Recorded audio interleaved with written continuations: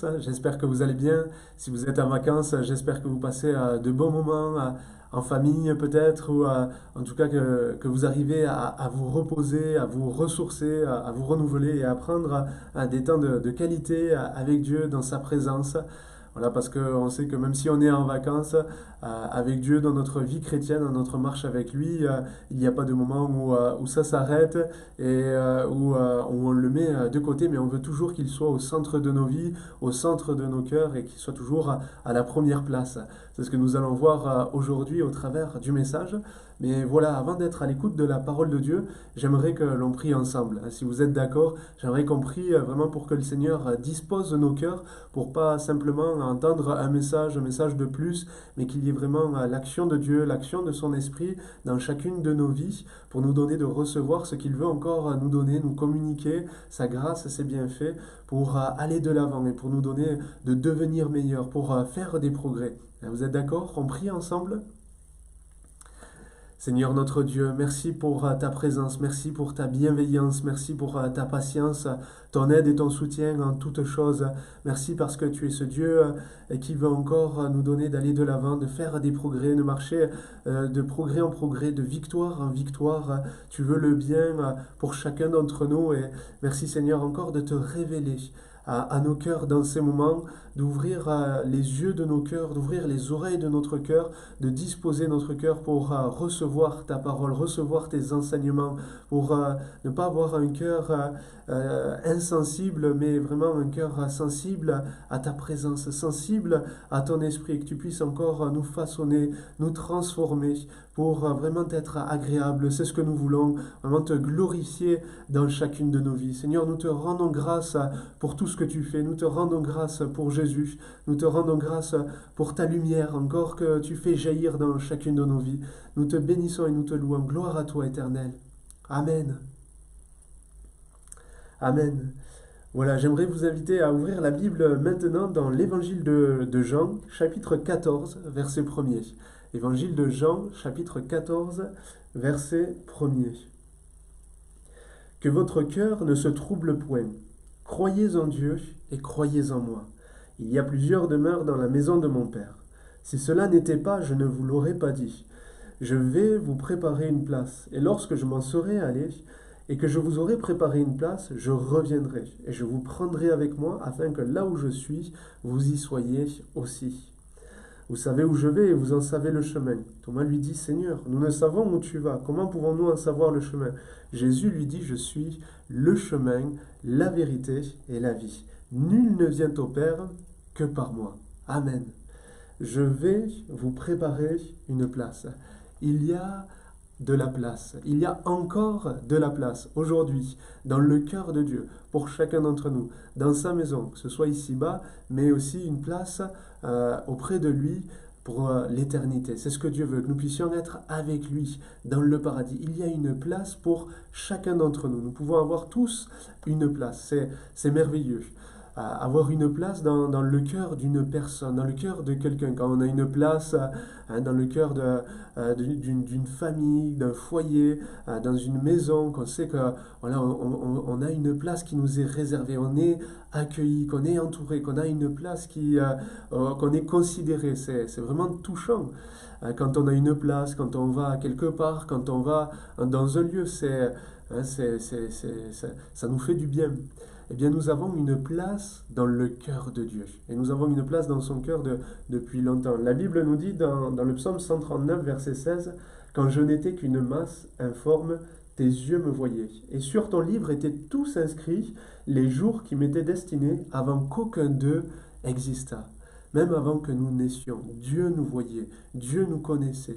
Même avant que nous soyons dans le ventre de notre mère et que nous soyons qu'une masse informe, Dieu nous voyait, Dieu nous connaissait. Sur son livre est inscrit tous les jours qui nous sont destinés. Il est celui qui nous a tant aimés, il est celui qui nous a voulu, qui nous a choisis, qui nous a créés, parce qu'il nous aime, nous avons une place dans son cœur. Et le problème, c'est que rapidement, quand on regarde dans la Bible l'histoire de l'humanité, nous voyons que l'homme a rejeté Dieu et que l'homme n'a pas accordé à Dieu la place qui doit lui revenir. D'après vous, quelle place doit revenir à Dieu dans nos vies? Quelle place doit revenir à Dieu? Celui qui a créé ce monde, cet univers, celui qui est au-dessus de tout, ce Dieu vivant, ce Dieu puissant, l'unique, le véritable, ce Dieu saint. Quelle place doit lui revenir? La première, n'est-ce pas? Il doit revenir à Dieu la première place dans chacune de nos vies, c'est sa place, de droit. Il est celui qui a tout créé, il est celui qui nous a créés, qui nous a tant aimés. Il est digne d'être au centre de chacune de nos vies. Mais voilà, nous voyons que rapidement dans l'histoire de l'humanité, l'homme a rejeté Dieu.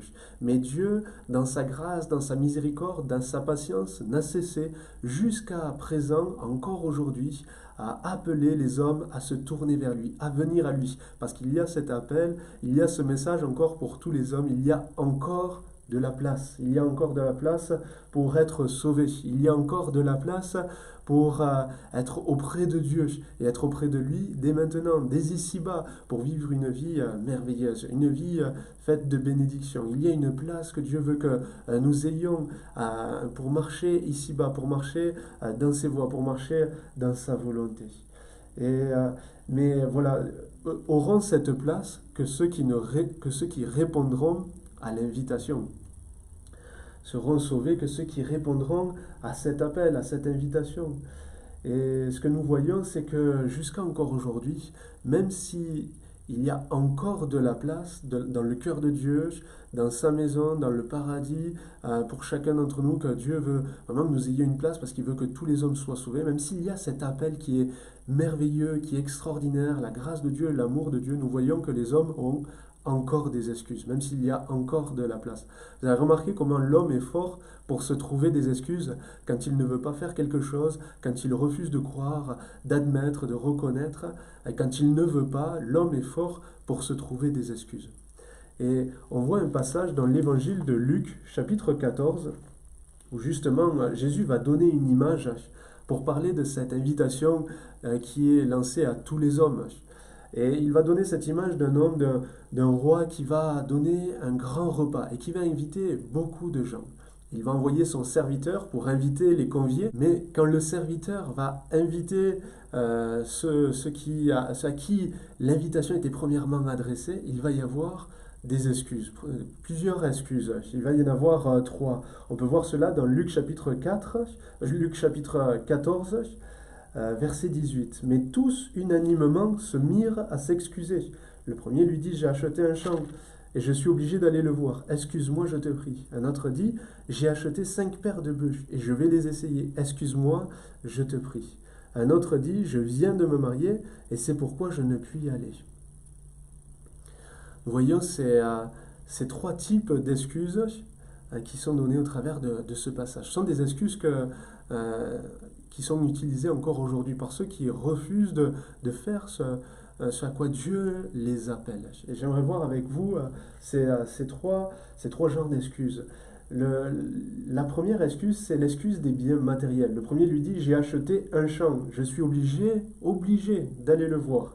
Excuse-moi, je te prie. L'excuse des biens matériels. Cet homme n'avait très certainement pas acheté ce champ les yeux fermés. Et puis, quand bien même, ce champ lui appartenait. C'était son bien, c'était sa propriété. Il aurait très bien pu aller le voir après avoir répondu à l'appel, à l'invitation, à ce grand repas qui lui était réservé, cette place. Mais cet homme va se chercher une excuse pas valable. Et certains utilisent encore cette excuse, l'excuse des biens matériels. Non, je suis désolé, je ne peux pas m'occuper des choses de Dieu, je ne peux pas répondre à son appel, je dois m'occuper de mon terrain, je dois m'occuper de ma maison, je dois m'occuper de ma propriété. C'est une grâce d'avoir des biens matériels, c'est une bénédiction. Dieu ne refuse pas de nous bénir sur ce domaine-là. La Bible nous dit que Dieu nous donne toutes choses avec abondance pour que nous en jouissions. Donc Dieu veut aussi vraiment que nous puissions profiter des biens matériels. Ici-bas, il n'y a aucun mal à cela. Le problème, c'est quand les biens matériels prennent la première place, prennent la place qui revient à Dieu. Un jour, je me rappelle une personne à l'église qui était baptisé, un croyant, qui venait à l'église depuis longtemps, mais qui n'avait pas tout compris parce que alors que voilà, cette personne était engagée, il servait dans l'église, un jour, j'ai su qu'il n'était pas venu au culte. Sa femme va me dire, mais parce qu'il monte un meuble. Et ça m'a fait de la peine. Ça m'a fait de la peine parce que je me suis dit, c'est dommage, il est passé à côté d'une grâce, d'une bénédiction qu'il aurait pu recevoir de Dieu en venant dans la maison de Dieu, parce que c'était sa place. Et il s'était privé pour monter un meuble, une excuse. L'excuse d'un bien, des biens matériels. Prenons garde, faisons attention que nos biens matériels ne prennent pas la place qui revient à Dieu. Encore aujourd'hui, il peut y avoir tant de pièges avec Internet, avec les téléphones, avec les réseaux sociaux, avec la télé. Tout cela fait partie des biens matériels et peut nous accaparer beaucoup de temps et prendre la place qui revient à Dieu. Alors faisons attention parce que cette excuse n'est pas valable aux yeux de Dieu. C'est la première, l'excuse des biens matériels. La deuxième, c'est l'excuse du travail. Un autre dit, j'ai acheté 5 paires de bœufs et je vais les essayer. Excuse-moi, je te prie. Vous pouvez avoir un travail intéressant, important, qui vous prend du temps. Et là encore, c'est une grâce, c'est une bénédiction qui vient de Dieu d'avoir un travail. Mais Dieu ne nous donne pas un travail pour que cela nous éloigne de lui. La Bible, c'est sûr, nous appelle à travailler. Elle ne fait pas l'éloge de la paresse, mais elle nous appelle à travailler pour pouvoir nous nourrir. Elle nous encourage vraiment à travailler.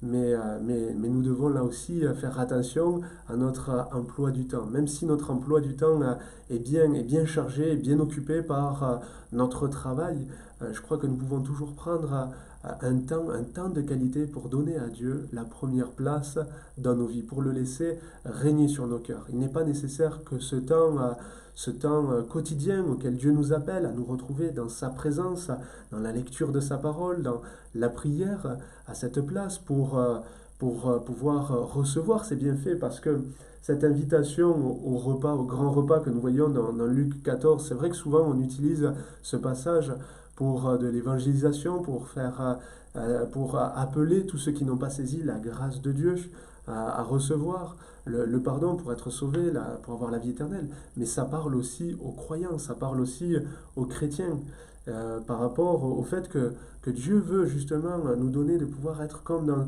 un grand repas, tous les jours, dans notre quotidien, en étant dans le lieu secret, en nous tenant dans la communion avec lui, en nous approchant de lui. Il y a un repas, un grand repas que Dieu veut que nous puissions recevoir ses bienfaits, pour que nous puissions recevoir ses bénédictions, ses grâces, sa paix, sa force, pour pouvoir être renouvelés, pour pouvoir avancer. Il y a ce grand repas auquel Dieu nous attend chaque jour dans le lieu secret.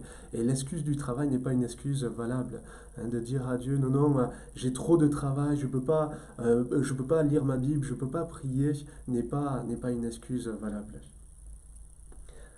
La troisième excuse, c'est l'excuse des relations. Un autre dit, je viens de me marier et c'est pourquoi je ne puis aller. Le couple, la famille, c'est vraiment important, nous le savons aux yeux de Dieu. 1 Timothée chapitre 5, verset 8, si quelqu'un n'a pas soin des siens, et principalement de ceux de sa famille, il a renié la foi, il est pire qu'un infidèle. Nous voyons vraiment dans la Bible l'importance du couple, l'importance de la famille. Dieu nous appelle à prendre soin de ceux qui nous entourent.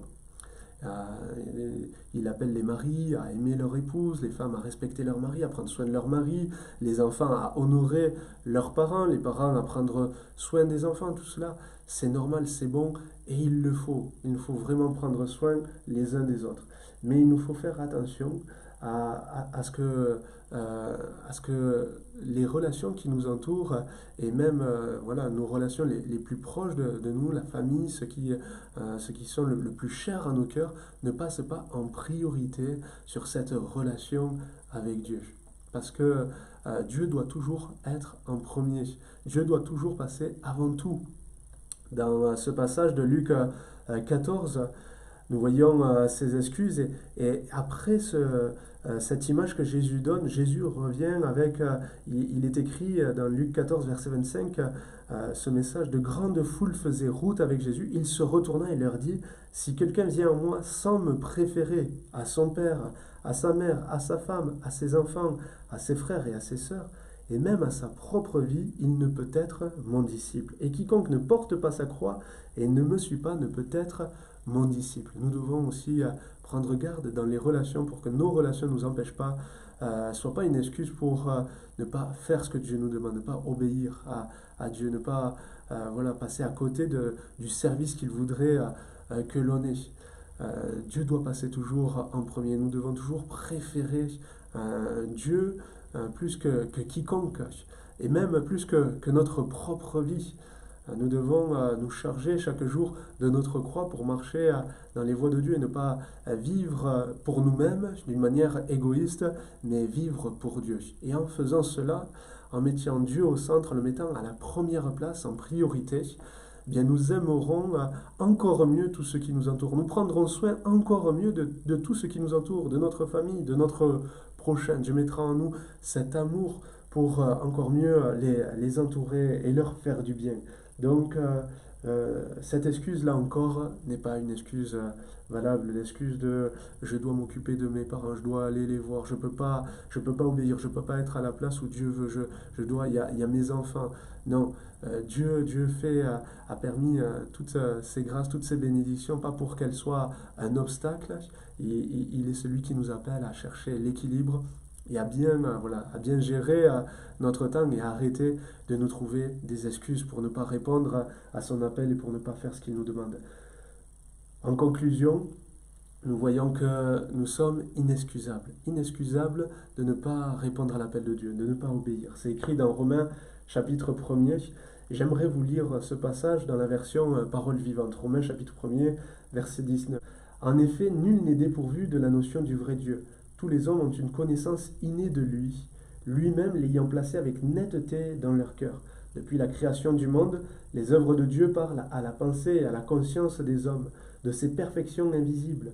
Quiconque sait regarder peut y discerner clairement sa divinité et sa puissance. Aussi, depuis les temps anciens, les hommes qui ont sous les yeux la terre et le ciel et tout ce que Dieu a créé ont connu son existence et son pouvoir éternel. Ils n'ont donc aucune excuse de dire qu'ils ne savent pas s'il y a un Dieu. Ils n'ont donc aucune excuse de dire qu'ils ne savent pas s'il y a un Dieu. Ils n'ont donc aucune excuse. L'homme est inexcusable de ne pas croire en Dieu, de ne pas se tourner vers lui, pour l'écouter, pour lui obéir, pour le servir, pour l'adorer. Ils sont donc inexcusables. Dieu a tout fait pour que nous puissions tous le rencontrer. Et il y a encore cet appel aujourd'hui. Il y a encore de la place, malgré ce qui a pu se faire dans le passé, dans l'histoire de l'humanité, à l'égard de Dieu, ces offenses, ce rejet.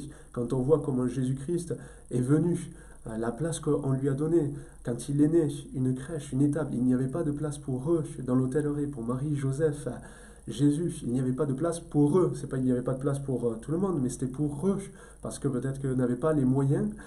Il y avait de la place pour ceux qui pouvaient avoir une bonne situation financière, une place importante dans la société, mais il n'y avait pas de place pour eux. Et Jésus est né dans une crèche, dans une étable, où ça sentait mauvais.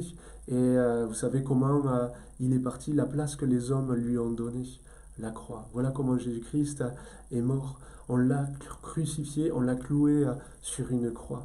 Voilà la place que les hommes ont donnée à Dieu, la place que les hommes ont donnée à Jésus, parce qu'il est écrit que Dieu était en Christ, réconciliant le monde avec lui-même.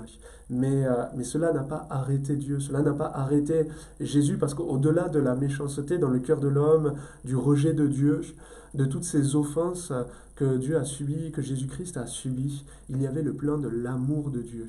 Parce que nous avons une réelle place dans son cœur et parce qu'il ne veut pas que nous soyons perdus pour l'éternité, que nous ayons une place en enfer, mais que nous ayons une place dans le paradis. Je vais vous préparer une place afin que là où je suis, vous y soyez aussi. Voilà ce que nous dit Jésus et pour cela, il a tout accompli. Il est allé jusqu'au bout, jusqu'à la croix. Il a pris notre place. Ce n'était pas sa place, ce n'était pas la place qu'il méritait. Il n'avait rien fait pour mériter cela, il n'a fait que le bien. Mais il fallait qu'il y ait un sacrifice pour que nous soyons sauvés. La Bible dit, sans effusion de sang, il n'y a pas de pardon. Et Jésus a versé son sang pour que nous puissions recevoir le pardon de Dieu. Il a pris notre place, il a pris notre condamnation. C'est nous qui méritions d'être punis, d'être châtiés, d'être condamnés. Mais Jésus-Christ a payé le prix afin que nous recevions le pardon de Dieu, la grâce de Dieu, et que nous puissions voilà, avoir cette place avec Dieu, et que Dieu ait une place en nous, que Dieu ait une place dans nos vies, que Dieu remplisse nos cœurs. C'est pour cela que Jésus-Christ a donné sa vie. Il est mort, il est ressuscité, il a vaincu la mort, et c'est pourquoi encore aujourd'hui on peut se tourner vers lui. Voilà, il est ressuscité, il est monté dans le ciel, mais il nous appelle encore à nous tourner vers lui. Il y a encore de la place, il y a encore de la place pour chacun d'entre nous, pour chacun d'entre vous. Alors arrêtons de nous chercher des excuses pour ne pas répondre à cet appel, pour ne pas faire la paix avec Dieu, mais arrêtons de chercher des excuses aussi pour ne pas obéir à ce que Dieu veut, à ce que Dieu veut que nous fassions, à cette communion que Dieu veut que nous ayons avec lui dans tous les jours de notre vie. Arrêtons de nous chercher des excuses, parce que les excuses, voyons, elles ne sont pas valables. On en a pris trois, mais il pourrait y en avoir tant d'autres. Certains disent, j'ai pas le temps, je suis trop jeune, je verrai ça plus tard, et d'autres, voilà, c'est l'excuse du travail comme on a vu. Après, par la suite, certains disent, mais on verra, voilà, quand j'aurai le temps à la retraite. Mais à la retraite, il y a toujours quelque chose à faire, et puis un jour, il est trop tard. C'est pourquoi choisissons chaque jour de mettre Dieu au centre, à la première place, et c'est ce qui nous donnera d'avoir cette assurance, notre place dans le paradis, et qui nous donnera de vivre une vie vraiment merveilleuse par la grâce de Dieu. Voilà, que Dieu vous bénisse, mes frères et sœurs, que Dieu vous bénisse, vous tous qui avez pu voir et entendre ce message. Si vous avez besoin, surtout, n'hésitez pas à nous contacter, à nous envoyer un message, voilà, au travers de l'adresse mail qui s'affiche, et nous serons heureux de partager avec vous. Que Dieu vous bénisse.